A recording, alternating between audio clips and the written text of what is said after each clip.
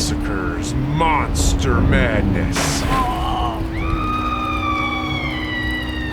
Oh, I just love those Spirit Halloween stores. There was nothing like this when I was a kid. Now every season they pop up just kind of out of nowhere like a spirit. You'll just be driving by and look, there it is. You gotta stop and go in. Besides the abundance of costumes and props, I love all those animatronic monsters and stuff. There's always that button on the floor, and of course, you just gotta step on that and watch that thing come to life. Well, what if they really did come to life? What if you were locked in a Spirit Halloween and things started attacking? Well, that's now a movie. It's a perfect concept. But is the execution as good as the idea? Let's take a look. Spirit Halloween, the movie. First, I want to say this is not a scary movie by any means. I'd actually go as far to say being in a Spirit Halloween store is way scarier. But the movie is clearly geared towards kids. It definitely has a kid-friendly feel. It's rated PG-13, but I can't even imagine why. This is the softest PG-13 I've ever seen, far below those hard PGs by Spielberg like Gremlins and Temple of Doom. That was back when PG-13 didn't exist. But now it seems G doesn't exist, so I don't know. Talking about MPAA ratings would be a whole other topic. This is a throwback film. It feels a lot like something you'd see from the 80s and early 90s. Think like Goosebumps or Are You Afraid of the Dark? The opening credits, yeah, remember opening credits? They're set to a group of kids riding bikes to calm music and gorgeous fall foliage. It's refreshing to see a movie start off with such a leisurely pace, so it feels very nostalgic to me. One of the big nostalgic factors is Christopher Lloyd. Oh hell yes, Christopher Lloyd. He only appears in the opening scene, but his voice is sprinkled in through the rest. For a small part, it makes an impact.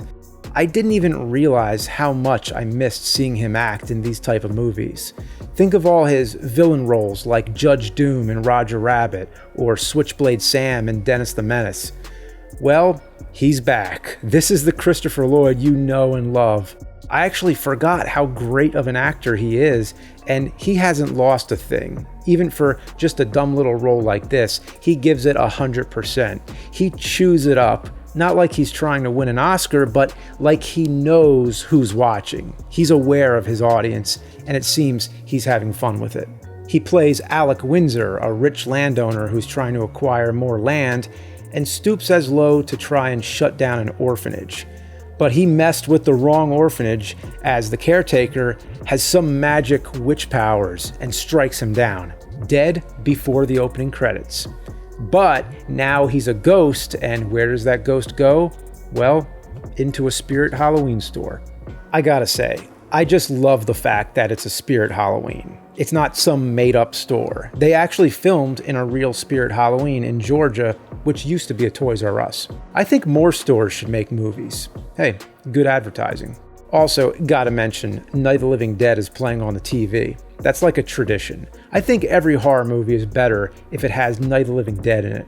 The main characters are a group of kids, Jake, Carson, and Bo. Jake's feeling down, his mother remarried, who's played by Rachel Lee Cook, and his little stepsister wants to decorate princesses in the yard instead of scary Halloween stuff.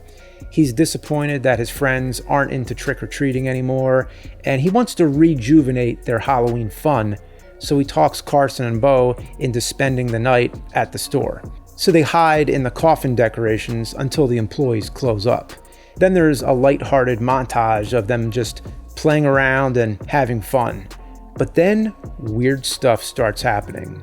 Earlier, they brought up the legend of Alec Windsor and how he haunts the town every year, but then while they're in the store, they pull out a book and read more about the legend. Surprise! The store is built on that spot where he died. Of course. The first thing the ghost takes control of is a tall, skull-faced specter with red glowing eyes. The effect is very cheesy because you actually see the ghostly projectile go into the decoration, and once it comes alive, it has that glowing aura around it. Then when it starts moving around and chasing them, I found myself laughing because it's one of the few films I can think of where the special effect is a decoration. You can actually buy the effects to this movie. And I can't count how many times I've used a store-bought costume or prop as an effect in one of my old movies. So you can hardly fault it for not looking real, although I could have done without the glowing aura. On the other hand, the glow very much reminds me of 90s TV effects like in Are You Afraid of the Dark, so it plays into the whole nostalgic feeling. Also, Christopher Lloyd's voice is coming out of it. Just imagine, Halloween decorations are coming alive and shouting like Doc Brown. What more could you ask for? But there's always another animatronic that comes to attack them, because each time they defeat one, the ghost possesses another, such as a giant evil teddy bear and a guy with a buzzsaw and a mallet for hands, so it's always changing it up. About halfway into the film, Carson's older sister Kate, who's been looking for them, breaks into the store and joins up with them. They give her fun stuff to do. She does cartwheels and kicks, taking down the teddy bear, and helps the rest of them fight the animatronics using toy weapons. She even gets possessed at one point. And yes, she speaks in Christopher Lloyd's voice. So I'm not going to summarize the entire thing, even though I don't think there's any major spoilers anyone would care about. There's not really a whole lot more to this movie. It's just 4 kids in a Halloween store shooting Nerf guns and tennis balls at decorations come alive. It's purely driven by nostalgia, all those movies with children as the protagonists. It brings to mind The Goonies, Ernest Scared Stupid, maybe a little The Monster Squad, but those comparisons aren't to say this movie ever reaches that standard.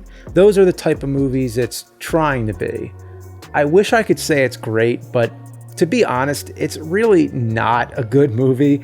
The acting is not bad, and all the young actors do the best job possible, but the script just isn't anything special.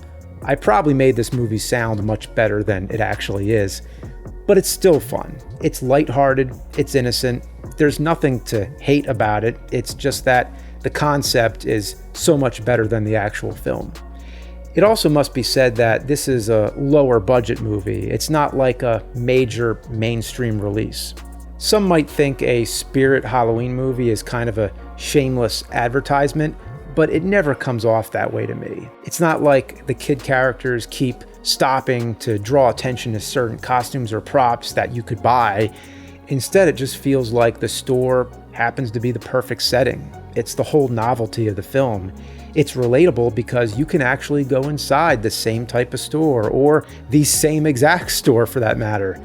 Visiting a Spirit Halloween is on my checklist every October. It's just one of those traditions. So I'm real glad to see a movie made about it. I'd like to see more of this kind of thing done in different ways. You know what I'd like to see? A horror film about Bestel die cuts. You know, those old traditional decorations? I want to see those things coming alive. Yeah, 2-dimensional paper black cats and pumpkins, but it's rated R. I mean, hard, brutal. Like those paper witches and skeletons are ripping people's throats out. That would be amazing. But make it legit scary, like so messed up that you don't know whether to laugh or not. Just call it die cuts. Yeah. Anyway, Spirit Halloween is worth a watch for nostalgia's sake, and it's only an hour 20, the Evil Dead length, so you don't have much to lose.